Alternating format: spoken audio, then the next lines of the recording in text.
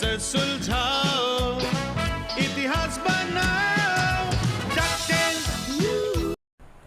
DuckTales. वो uncle Scrooge किस किस को याद है? 90s के बच्चों को तो जरूर याद होगा, हम लोगों का फेवरेट कार्टून कैरेक्टर। अचानक डकटेल्स क्यों? अंकल स्क्रूज का वेल्थ, तहखाना, खजाना। आज का वीडियो इसी वेल्थ पे है। अब हम लोगों के पास इतना खजाना तो आएगा नहीं, लेकिन जो है उसको तो हम लोग डेफिनेटली बढ़ा सकते हैं ना, क्योंकि पैसा ना कुछ बोलता है, बस हम ही लोग को सुनाई नहीं देता है। पता है पैसा क्या बोलता है? प्लीज मुझे तुम लोग आज बचाओ, तो कल मैं तुम लोगों को जरूर बचाऊंगा। आज हम लोग डिस्कस करेंगे पर्सनल फिनेंस के बारे में। मैं कोई सीए नहीं हूँ, मैं कोई प्रोफेशनल नहीं हूँ, मैं सिंपल मिडिल क्लास फैमिली की एक लड़की हूँ, जहाँ मेरे गार्जियंस ने मुझे वैसा गाइडेंस नहीं दिया था, क्योंकि शायद उनको इस बारे में पता ही नहीं था। मैं यहाँ पर आज हूँ आप लोगों के साथ कुछ सिंपल टेक्निक्स शेयर करूँगी, कुछ सिंपल मिसकंसेप्शंस को दूर करूँगी। कोई भी टेक्निकल जार्गन्स यूज़ नहीं होगा, बस आप में और मुझ में कुछ चीज़ों का डिस्कशन होगा, क्योंकि मैं चाहती हूँ कि आप इस बारे में समझें और आज ही से इस बारे में अपने बच्चों को गाइडेंस दीजिए, क्योंकि this is literally the necessity of the hour. इसी के साथ welcome to my channel the AD factor. मिलते हैं वीडियो के उस पार।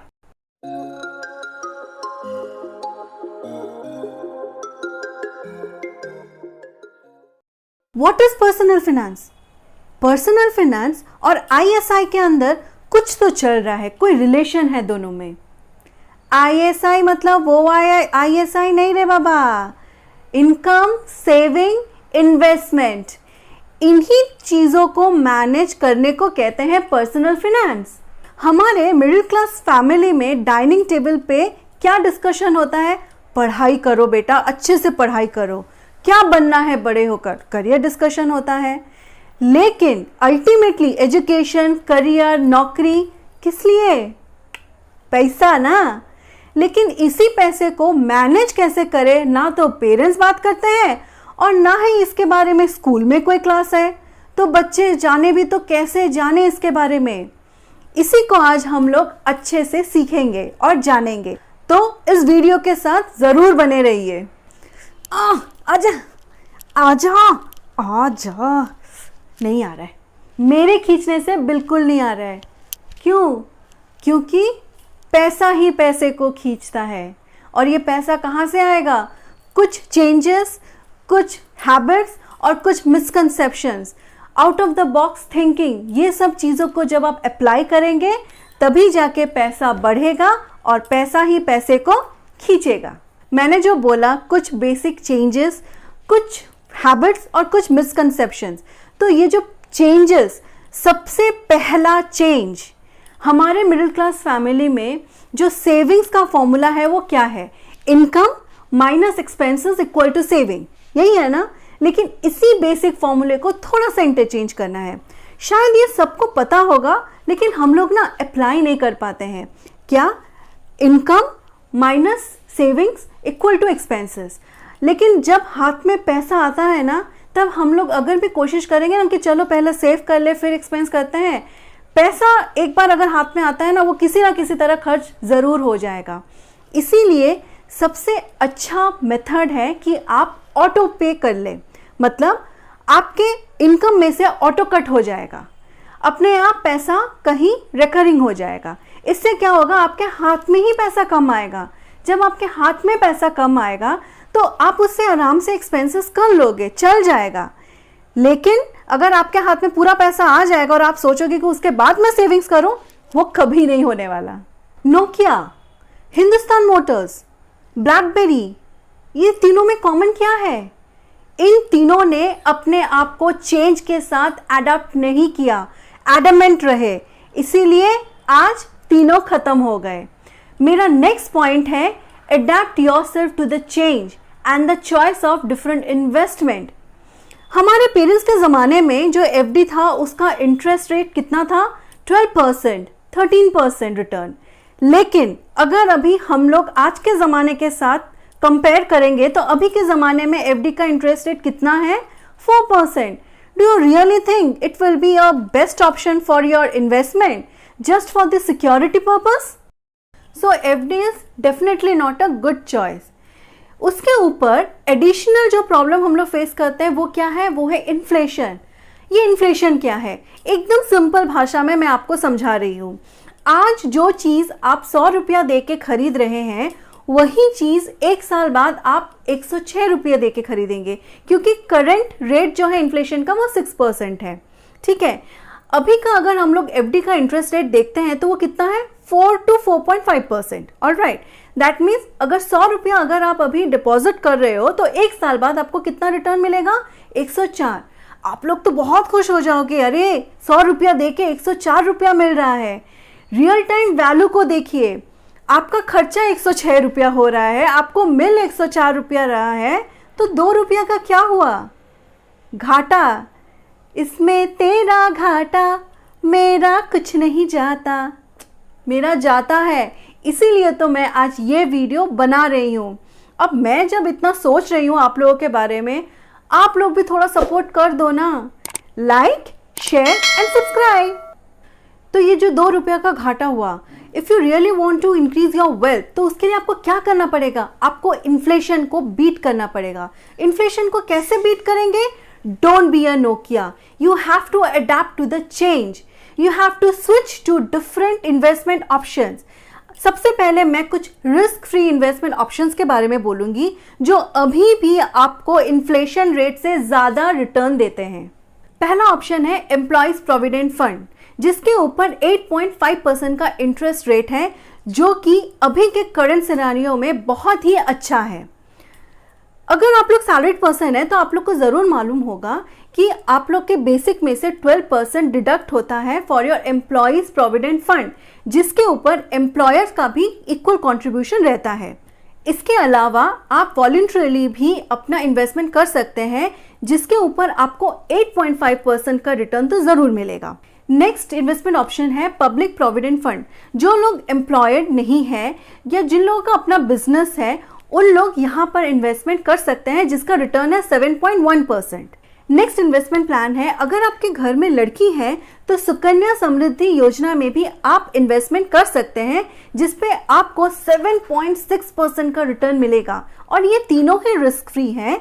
ऊपर से तीनों का रेट इन्फ्लेशन के रेट से भी ज़्यादा है. इसके अलावा और एक फ़ायदा ये है कि जो भी आप लोग इन्वेस्टमेंट कर रहे हो 80C के अंडर में वो इनकम टैक्स एग्जेम्प्टेड है. दैट मीन्स कि आप लोग को इनकम टैक्स पे नहीं करना पड़ेगा. कौन से लिमिट तक? 1.5 लाख के लिमिट तक. आज के ज़माने में सर्वाइवल ऑफ फिटेस्ट का ही चलता है. अब फिटेस्ट बनने के लिए थोड़ा रिस्क तो लेना ही पड़ता है. तो मेरा नेक्स्ट इन्वेस्टमेंट आता है म्यूचुअल फंड. ये म्यूचुअल फंड क्या है? 2 पर्सन है, चलिए, एक जन घोष बाबू हो गए और एक दास बाबू हो गए. घोष बाबू के पास भी 200 रुपया है, दास बाबू के पास भी 200 रुपया है. घोष बाबू को बैगन का भरता खाने का बड़ा मन किया. वो 200 रुपया लिए और बाजार का थैला पकड़ के चले गए बैगन लाने. वो गए, 200 रुपये का बैगन लिए और घर पे आ गए. दास बाबू भी अपना पैसा लिए 200 रुपया और चले गए बाजार में, लेकिन वो बैगन के साथ साथ दूसरे सब्जी भी लेके आए. घर में आने के बाद घोष बाबू ने देखा कि सारे के सारे बैंगन तो सड़ गए हैं. अब बैगन का भरता बनेगा कैसे? तो वो उनको भूखा रहना पड़ा. लेकिन दास बाबू घर पे आने के बाद देखे कि उनका बैगन भी सड़ गया है, लेकिन उनके पास दूसरा सब्जी था. तो वो क्या किए? मिक्स्ड वेज बनाए और खा लिए. तो बड़े बुजुर्ग बोल के गए हैं कि never put all your eggs in a single basket. तो दास बाबू ने क्या किया था? दास बाबू ने अपने पैसे को शेयर किया था, डिस्ट्रीब्यूट किया था. इसीलिए उनका रिस्क फैक्टर मिनिमाइज हो गया. म्यूचुअल फंड का कॉन्सेप्ट भी सेम ही है. म्यूचुअल फंड मेरे से पैसा लेता है, आपसे पैसा लेता है, ऐसे हजारों लोगों से पैसा लेता है. उसके बाद एक फंड क्रिएट करता है और फिर इसी फंड को डिस्ट्रीब्यूट करता है डिफरेंट शेयर्स में.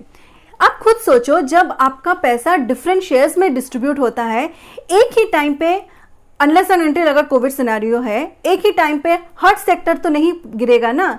अप एंड डाउन लगा रहता है डिफरेंट सेक्टर्स में. एक ही टाइम पे डाउन भी नहीं होगा, एक ही टाइम पे अप भी नहीं होगा. इससे जो आपका रिस्क फैक्टर है वो मिनिमाइज हो जाता है।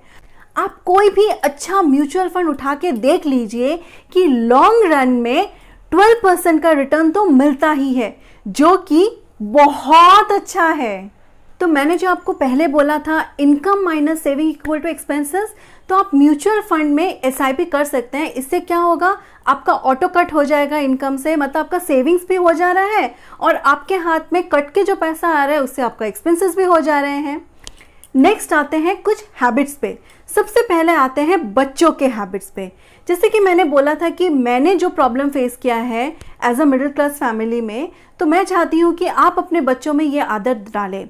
छोटे से आप अपने बच्चों को हर रोज at least on a regular basis 2 रुपया 5 रुपया जितना भी हो सके एटलीस्ट 2 रुपया रेगुलर बेसिस पे दीजिए और बोलिए कि पिगी बैंक में डाल लें।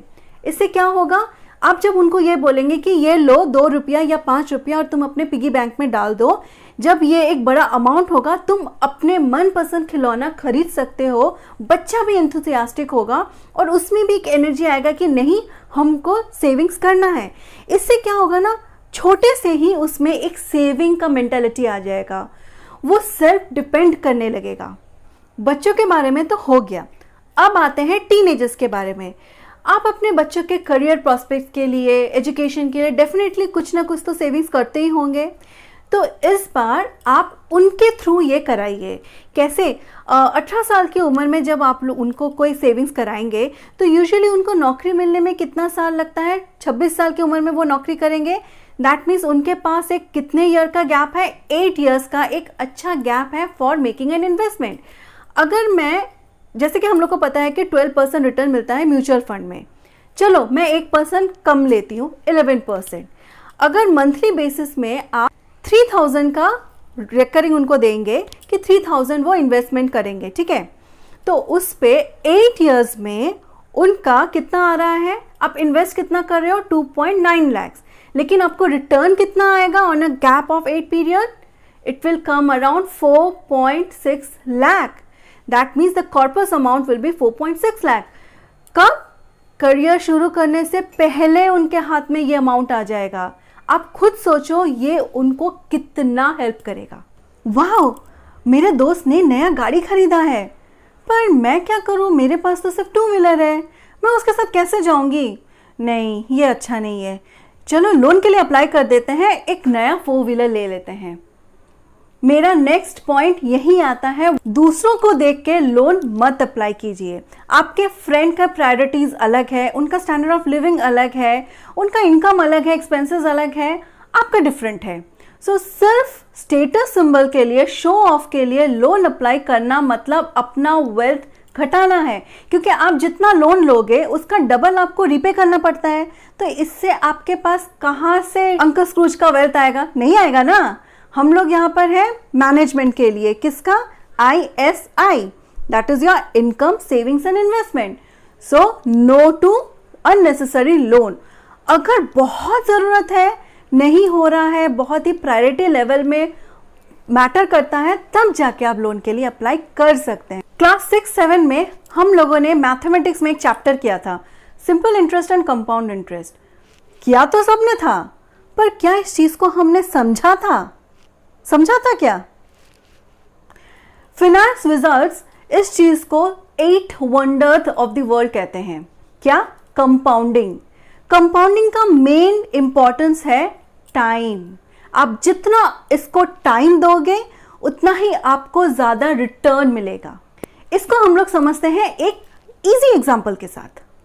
चलिए घोष बाबू और दास बाबू को फिर से बुला लेते हैं।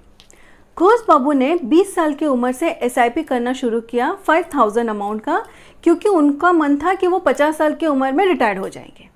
इधर दास बाबू ने 30 साल की उम्र में SIP करना शुरू किया 5000 अमाउंट का ही, क्योंकि उनका भी ये था कि वो 50 साल की उम्र में रिटायर्ड हो जाएंगे। दोनों का अमाउंट सेम था, पर दोनों के डिफरेंस क्या था, 10 साल का, क्योंकि एक जन 20 साल की उम्र से शुरू किया, एक जन 30 साल की उम्र से शुरू किया। तो पहले दास बाबू को पकड़ते हैं। अच्छा, हम लोग का जैसे इंटरेस्ट रेट पहले भी हम लोग लिए थे 1% कम करके 11%, अभी भी वही लेते हैं। दास बाबू ने कितने साल के लिए इन्वेस्ट किया? 20 साल के लिए। तो उन्होंने कितना अमाउंट इन्वेस्ट किया? 12 लाख रुपया। उनको रिटर्न वैल्यू 50 साल की उम्र में कितना मिल रहा है? अराउंड 44 लाख। जबकि घोष बाबू का कितने साल के लिए इन्वेस्टेड था? 30 साल के लिए। ठीक है, 30 साल में उन्होंने एक्स्ट्रा कितना? 6 लाख का एक एक्स्ट्रा अमाउंट दिया था। टोटल इन्वेस्टमेंट था 18 लाख का। ओके, तो उनको 50 साल की उम्र में कितना रिटर्न मिलेगा? अगर दास बाबू को अराउंड 44 लाख मिला है तो इनको 65 लाख का एक रिटर्न मिलेगा। बट यहीं पर खेल है कंपाउंडिंग का। ये जो एक्स्ट्रा 10 साल के लिए जो 12 लाख रुपया इन्वेस्टेड रहा, उनको 50 साल की उम्र में टोटल रिटर्न मिला है 1.4 करोड़ रुपीस। आप खुद सोचो, what is the magic of compounding. बस ये 10 साल के लिए एक्स्ट्रा 6 लाख रुपया दे के घोष बाबू ने कितना ज्यादा कमा लिया? 1 करोड़ रुपया ज्यादा मिला। सोचो, अगर आप जल्दी स्टार्ट करते हैं एट एन अर्ली एज तो आपको कितना रिटर्न मिलता। मैं तो कहती हूँ ये वीडियो देखिए और फट से जाके कोई अच्छा सा म्यूचुअल फंड में अपना इन्वेस्टमेंट कर दीजिए। होप आपको ये वीडियो समझ में आया है। ये वीडियो में एंड करती है एक छोटे से टिप के साथ। Please maintain your monthly budget and track your expenses according to the heads, ताकि आपको ये समझ में आए कि आप अननेसेसरी कहाँ पर खर्चे कर रहे हैं और ताकि आप अपने इनकम को वाइजली मैनेज कर पाए। अगर आपको ये वीडियो अच्छा लगा हो तो please do share among your friends and family, ताकि उनको भी इस वीडियो से अच्छे से हेल्प मिल जाए।